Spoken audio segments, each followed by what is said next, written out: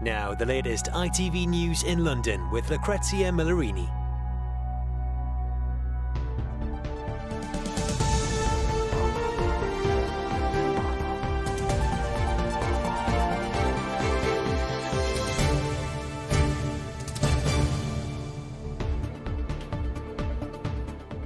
Tonight, new laws on food safety that could save lives, but most businesses still don't know about.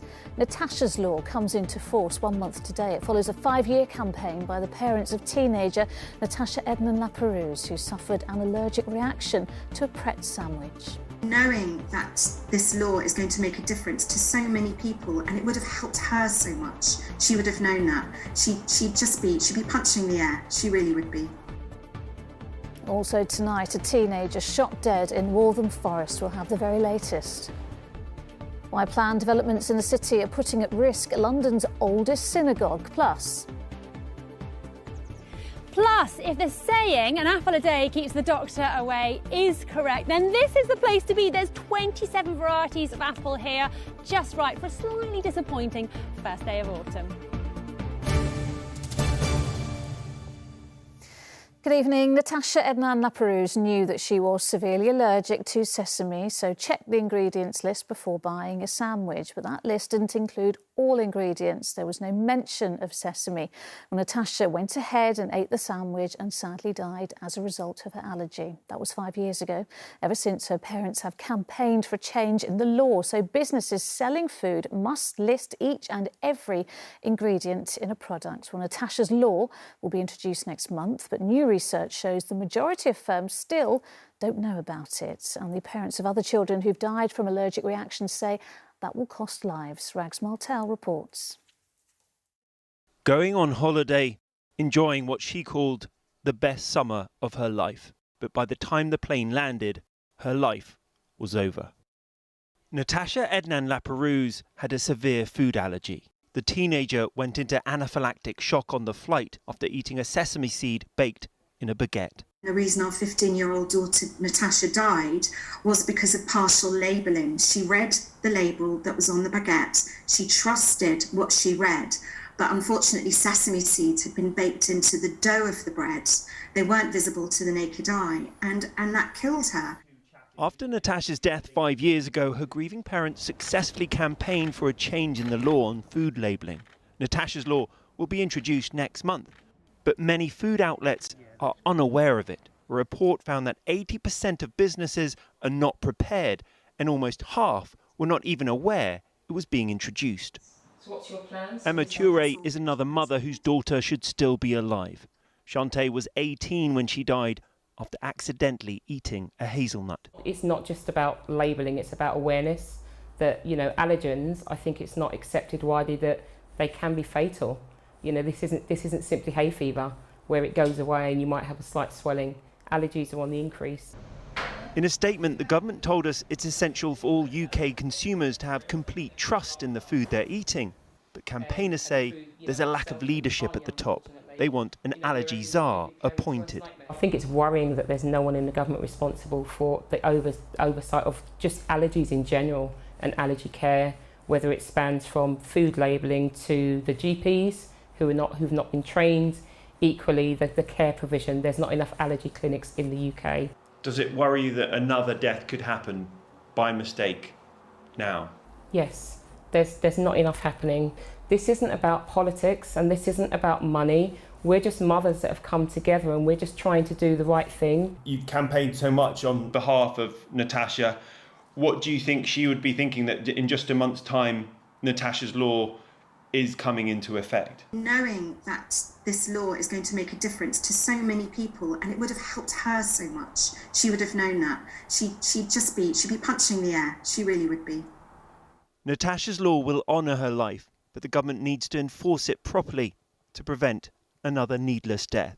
Rags Martel, ITV News. A teenager has been shot dead in Waltham Forest. Police were called to a residential street in the early hours of this morning. Nick Wallace is at the scene for us this evening. Nick, what more can you tell us? Well, Well, Lucrezia, just before 1:30 this morning, police were called to reports of gunfire in nearby Capworth Street, which is actually just behind the Beaumont estate where I'm standing now. Shortly afterwards, a man was found in the square behind me with gunshot wounds, and despite the best efforts of the police and later the paramedics, he was pronounced dead at 2:28 this morning. Now, police thought the man responsible might still be hiding nearby, and one local resident got a shock when they told her he could be in her garden. The suspect had used my garden as a hop-in, or was in the garden. They opened the door. Is it okay if we have access to your garden, please? We believe that the suspect is... I was like, whoa, yes, of course you can. It's a quiet area. It's not... We don't get this often. This is just surprising. Police are currently investigating whether this shooting has anything to do with an argument in nearby Leighton High Road yesterday during a man was attacked with a hammer. But local residents have told me that last night 60 to 80 people were gathered here in the square behind me having an impromptu party, and they speculated it may have arisen out of that. Now, the victim has become the 91st person to be murdered in London this year and the 7th to be shot dead. He hasn't yet been officially identified, as police are still informing his next of kin. All right, Nick, in Waltham Forest, thank you. Extinction Rebellion protesters gathered outside the JP Morgan offices in Embankment this morning. The women used painted hammers with words including life, love and care on them to break the glass of the building. Yesterday, 43 climate activists were arrested after they blocked access to both London and Tower Bridge. One of the gang of 4 ISIS extremists who became known as the Beatles is said to be changing his plea to guilty in court tomorrow. London-born Alexander Cote is accused of conspiring to kidnap and murder a number of Western hostages, including 2 Britons. Now, when schools go back later this week or next week, most girls in PE will be playing hockey or netball, with very few offered the chance to play rugby. Leading England internationals have now written to the Education Secretary Gavin Williamson to say, well, that's wrong to pigeonhole girls into stereotypical female sports, despite the huge growth of women's rugby over the last decade. Harlequins captain and England international Rachel Burford is part of that campaign, and she joins me now. Rachel, thanks so much for talking to us this evening. First of all, a bit about your story. You are now a star of rugby, aren't you? But you came into the sport late, and that's because of your experience at school. Outside the country, and Yeah, for me, I was very fortunate that my experience came through a rugby club because my family were involved. So I naturally had that routine where it wasn't offered to me at school. The only opportunities I had at school were to do netball or to do hockey, which were 2 things I was not interested in. And the part of this, the whole campaign, is because these issues are still happening. You know, we're coaching young girls and they're saying they're not allowed to do rugby in schools because it's not for them. Yeah, and tell us a bit more about the campaign, because it only launched today, and you did it with Girls Rugby Club, which you founded, didn't you? So you've written to the Education Secretary. What exactly are you asking of Gavin Williamson? Well, we want schools to be urging young girls to, and giving them the opportunity to actually play rugby, instead of, you know, saying, no, we don't do rugby here, or rugby's only for boys. We've got to change that narrative. You know, the world is very much changing in the women's sports space, and that's why we need to provide these opportunities for young girls to go into the sport and to have that experience, because not all of them will have the opportunity to play at a club or even ever experience it, and school's the best outlet for that. And, you know, me personally, and you know, I speak on behalf of a lot of rugby players, the amount of you know, off pitch, away from rugby, the skills that it gives you for life, and could then go into your school life as well. You know, the discipline, the respect, the teamwork that goes in, that can reflect in the school as well. And so we just really want to urge, you know, that schools are encouraging and are supporting and getting rugby either on the curriculum, and as a minimum, where you offer it to boys, you should be there offering equal opportunities and offering girls to be able to play rugby. And Rachel, you know, you say the world is changing, but there was something interesting that I was reading about why you got involved in the campaign in the first place. But you say something quite as simple as school uniform, for example, might play a part. Because if, I know things are changing, but if some girls are still expected to wear a skirt at school, for example, that could have an impact. Yeah, absolutely. And this is an area that Shauna Brown, who a fellow teammate of mine, is very passionate about, where, you know, again, girls are pigeonholed into wearing certain things and to doing certain things, and we've got to try and move away from that, and we've got to support schools. And look, there's lots of schools who are doing great things out there, but it's how we now keep pushing on and supporting the schools that want to move into that space. But we need to challenge the schools that are saying, you know, rugby isn't for girls, or girls can't wear this. We've got to challenge them. All right, listen, Rachel, I don't expect you've heard from Gavin Williamson quite yet, but when you do, will you please come back and tell us what he says?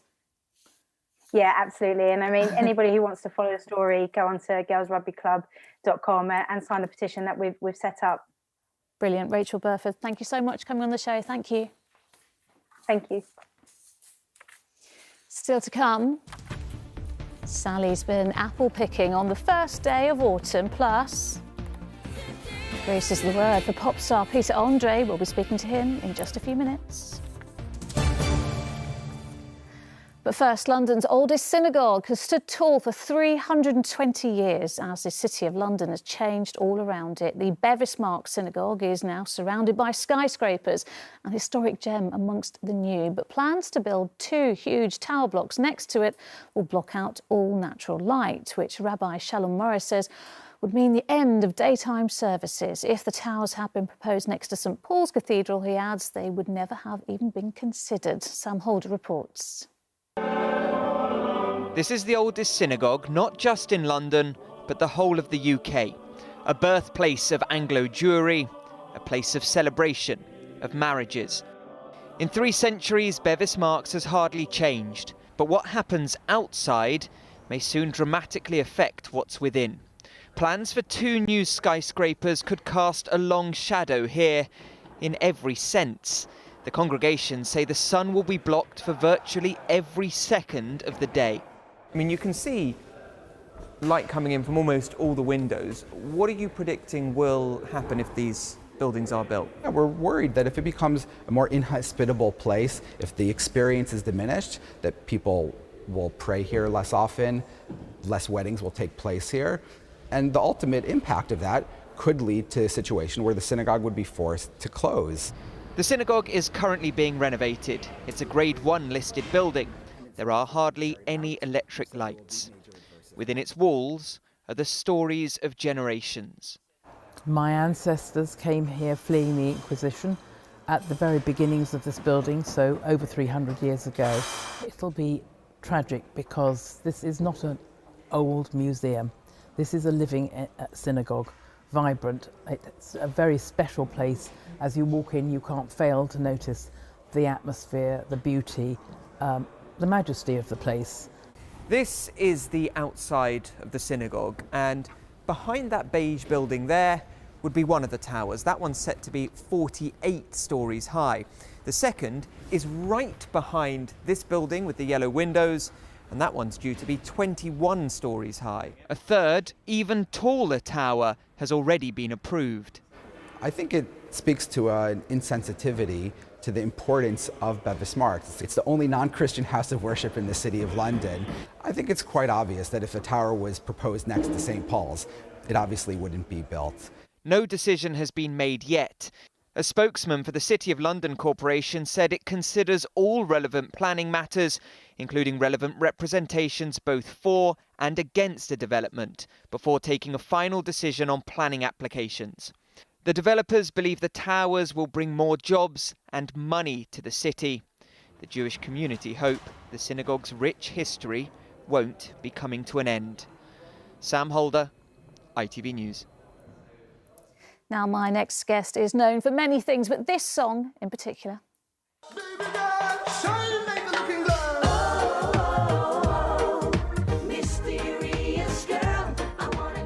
Mysterious Girl, of course, a huge hit for Peter Andre, and his latest project sees him adding another string to his bow as he joins the cast of Grease the Musical. And I'm delighted to say that Peter joins us now to tell us all about it. Hi, Peter, how are you? I'm very well. First of all, sorry about my dressing room, and I'm in my cap, but I'm about to get into my stage outfit, which is a very high quiff, by the way. Oh. And it's very cool. So, but I'm not in it yet, so I couldn't do it for this live. Oh, that's a shame. Never mind. Maybe next time. I just saw you there having a little... you were cheekily laughing at yourself there, Mysterious Girl. Just still like to see that video. Well, it reminds me how young I once was. It also reminds me how abs were a lot easier to maintain pre-lockdown, and that COVID has sent them into hibernation. So, you know, a couple of things it just poured out in me. But no, honestly, I mean, there's such good memories. That was filmed in Thailand 27 years ago. Oh my gosh. Amazing, I can't amazing. believe And I'm it. still here. And You're I still haven't gone grey, but, you know, just give it time, give it time. You're still here and you've still got the abs, hopefully. Peter, listen, we've got to talk to you about Grease the musical, haven't you? Because you said you're there, you're backstage there. You haven't got into costume yet, but tell us a bit more about the role that you're playing. So, first of all, Grease, everyone that knows the movie knows that it is loved by everybody and it's stood the test of time. It's going to be celebrating its 50th year from the original script, you know, and we are actually doing the original script. So it's still got all the classic songs, Grease Lightning, you know, all of those. It's got all the great stuff, but also there's bits that have been added that were in the original script that weren't in the film. And honestly, it's a must-see. We've been doing sellout shows up and down the country. We are coming to Woking next week. And we'd love people who haven't got tickets for some of the places that are only just knowing that this is coming out. Get your tickets because it really is a must-see. You mentioned there the movie, that of course was made in the 70s. I think the story is set in the 50s. Why do people love Grease so much and why is it still relevant now, do you think? Look, it's relevant in the sense that I'll give you a classic example of what happened to me. So my children, I used to say to them, do you want to see the movie Grease? And they're like, no, I don't want to watch a musical. And then I said, OK, come and see the show. So they came and saw the show, fell in love with the storyline, went back and started watching the movie. So the new generation are actually getting to see the theatre show first, then falling in love with the story, which really was what happened originally. And eventually it became a film. So I think that, you know, this generation are loving the theatre side and then they're getting into the film. Yeah. Peter, we just saw some lovely pictures. It has stood the test of time, as you have, Peter. We just saw some lovely pictures of your wife, Emily, there and Princess and Junior as well. And just talking, you know, we're obviously coming out of this pandemic and coming out of lockdown, lifting all restrictions now. What's it been like for you as a family? You know, being a dad, that for me, having that time at home, the first lockdown for us, we were very lucky because we had a garden and I understood that there was a lot of people that didn't have that. And so it would have been difficult for a lot of people. For us, the first lockdown, because it was beautiful weather and it was just an excuse not to sort of be at work and we could all be at home, we really loved it. But what happened over a period of time is we saw that the kids were struggling a little bit with school because, of course, Junior had his GCSEs this year, which, of course, they had to cancel them. So he had to do alternative exams. And a lot of kids his age were finding it really tough because they were having to do all the work at home on their computer. It wasn't like, well, you're not at school, so you don't have to do anything. They were online, hours and hours on end. What we teach our kids not to do is be on screen all day, and they were forced to do it. So it actually was tough on them. But they pulled through and they've done, you know, the country has seen some good results. So that's great. They've done very well. And listen, you say kids 14 and Junior's 16 now, isn't he? Goodness me, I can't believe they've grown up so quickly. But very, very finally, what about Princess? Now, she's got an ambition to go on Love Island. And you've said that you'll allow her on one condition only. What is that? Well, that's if she presents it. Or if she goes on with a series of nuns and priests, I'll allow that as well, because I think that's fair. You know, I can't see any harm happening. I am literally pulling my hair out at the thought of what my daughter's going to ask me in 2-3 years' time. Let's just pray for me, guys. I will. Pray. I've got my strength. I'll put it into this show. A couple of years, I might not have that strength. Listen, Peter, thank you so much. We will all be praying for you. Don't worry. And best of luck with the show. Thank you very much. Bye-bye. Thank you. Bye.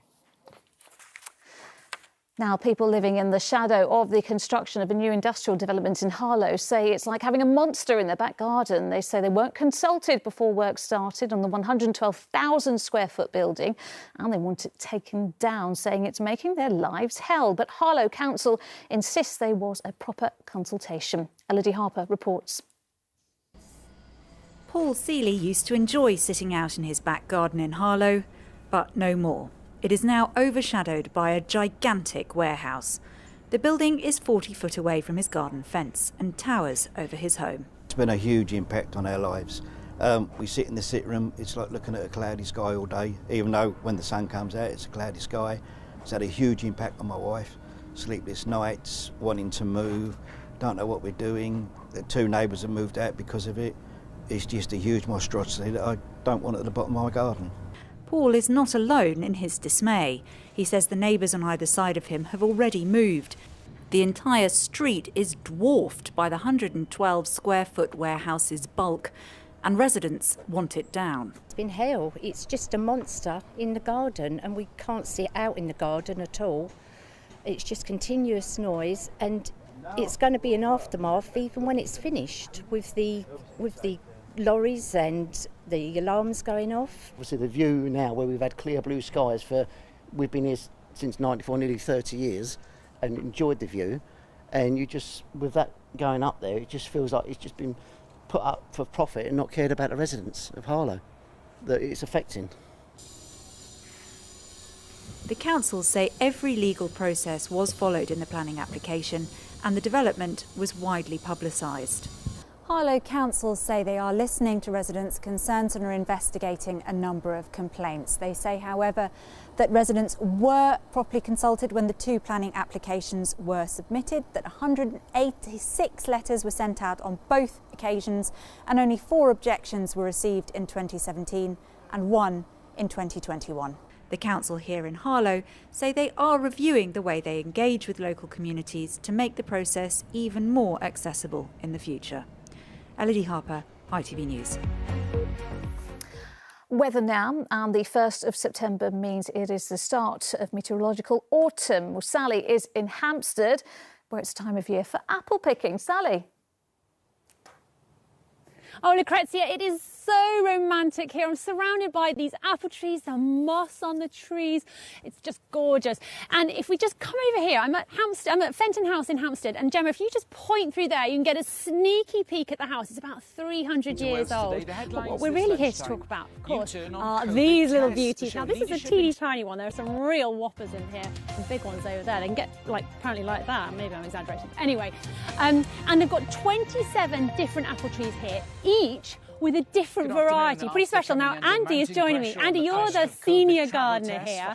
Which is your favourite? Funny enough, that one is a cute one, isn't it? It's pretty perfect for children. It's so sweet and small. Yeah. Really good. But this one here, Discovery, is my favourite. Oh, I know that one. Why do you like that? Oh, it's so lovely. The taste is really lovely. The colour is really lovely. But the tree just looks like a child has drawn it with the apples just stuck on.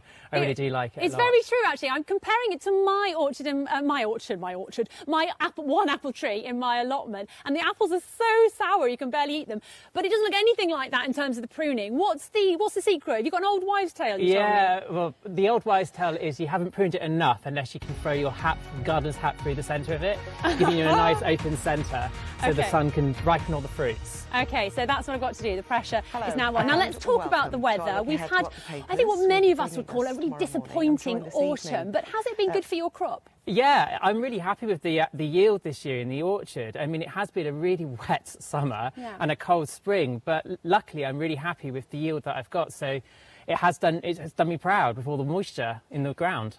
And in terms of orchards in London, I mean, this is pretty special. It's pretty unique, isn't it? Oh, it's lovely, I can't imagine there's isn't too many of these. No, yeah, it's really lovely, romantic, as you say, and they're really, really precious. And in fact, we've lost over 90% of our orchards across the country since the 1900s. So it's really important that we look after them, which I know the Trust are replanting many across the country. Well, if people want to get hold of some of these apples, I know you sell them at Ham House and turn some of them into juice, don't you, as well? Yeah, that's right, yeah. Well, I've got one in my pocket here. Now, which one is this one? Discovery. Oh, that is a Discovery. Well, I'm not going to eat one on camera because I think that would probably be pretty disgusting and you'll probably never talk to me again and turn over to the BBC or something awful like that. But when I did bite into it earlier, it was beautiful and pink and bleeding. They're not easy to get in the supermarket, these, so I do recommend trying to find yourself an orchard and picking one up. But it is the first day of autumn. It is a little bit grey. Let's take a look at the forecast. Here's all the details, and thank you, Andy.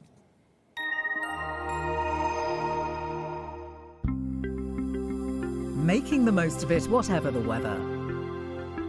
Octopus Energy sponsors ITV London weekday weather.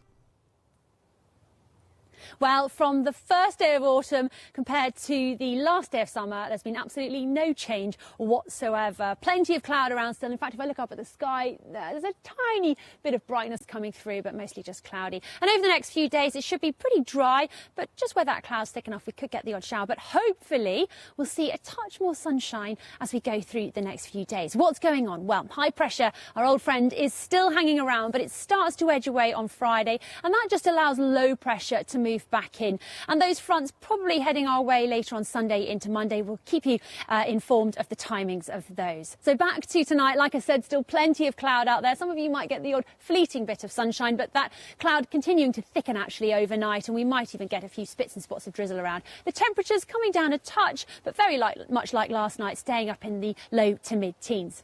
So when we start tomorrow morning, it'll feel quite like this morning in terms of temperatures and all that cloud around. It's still very dominant in the sky. The main difference is tomorrow is that the breeze might be slightly more easterly, and there might, as we go into the afternoon, be a few more breaks in that cloud, so a touch more sunshine getting through, and those two things will just help boost the temperatures, but only a little bit. Still highs of 18 to 20 or 21 degrees. And for tomorrow evening, staying dry, a touch of sunshine, but still that cloud pretty dominant, never too far away. Now for the outlook, well, it looks like Friday and Saturday we might get a little bit more sunshine, as I mentioned, things then becoming more unsettled from Sunday into Monday, with the chance of some showers. Keep an eye on the forecast. How do you like them apples? That's it for now. I'll see you later on. Cheerio.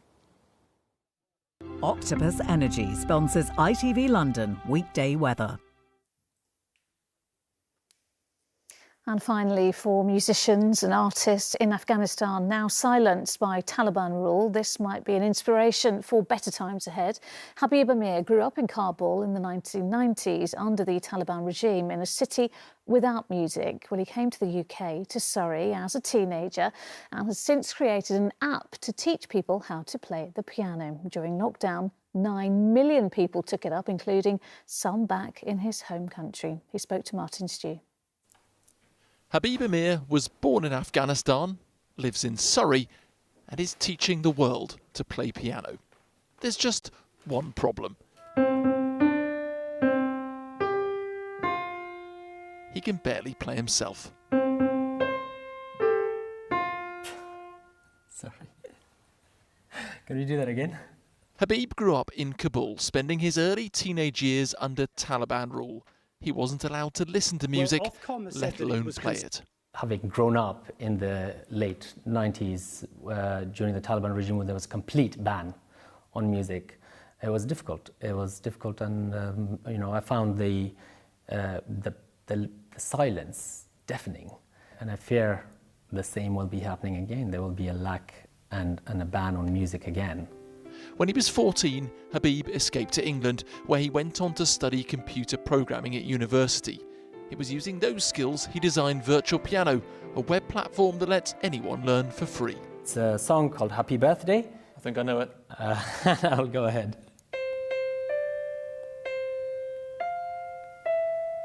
You can play other songs, honest. The first time I played my favorite song, it sent shivers down my spine because it was special, because I still didn't own an instrument. I still couldn't read the music notation, but I could play suddenly, and I could play any song, and anyone can play any song, and that is the, if I may say so myself, the genius of the platform.